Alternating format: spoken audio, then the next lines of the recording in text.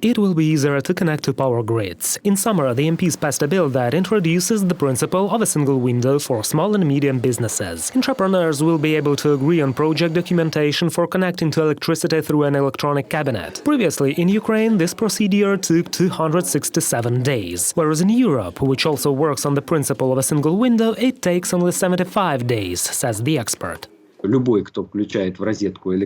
Anyone who plugs in an electrical device understands how important it is, and any businessman who at least once connected his store to electricity understands how difficult it is, so the bill had no opponents because all industries are interested in it.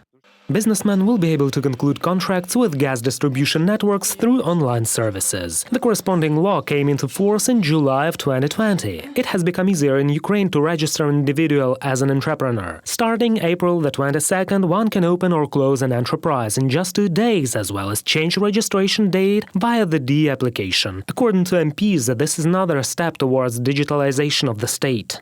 Over the past 2 years, doing of business has in fact simplified. The simplification itself mainly relates to digitalization. Indeed, it has become much easier to register an individual entrepreneur, close an individual entrepreneur. However, the number of people who want to do business in Ukraine is decreasing. People are going abroad.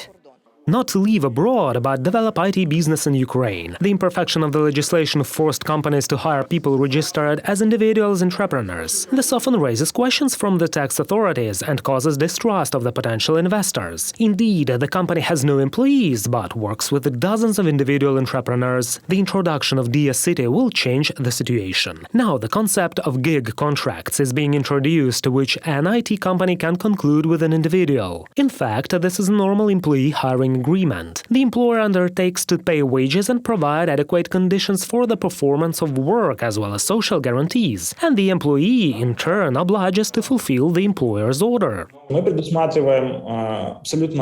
We provide for absolutely the same tax burden on hiring options, both if an employee is registered in accordance with labor legislation and if an employee is hired under a gig contract. In both cases, the tax burden remains the same, 5% of the income tax of an individual. The minimum single social contribution now, it is about $500. That is what the entrepreneurs pay now, and the military fee.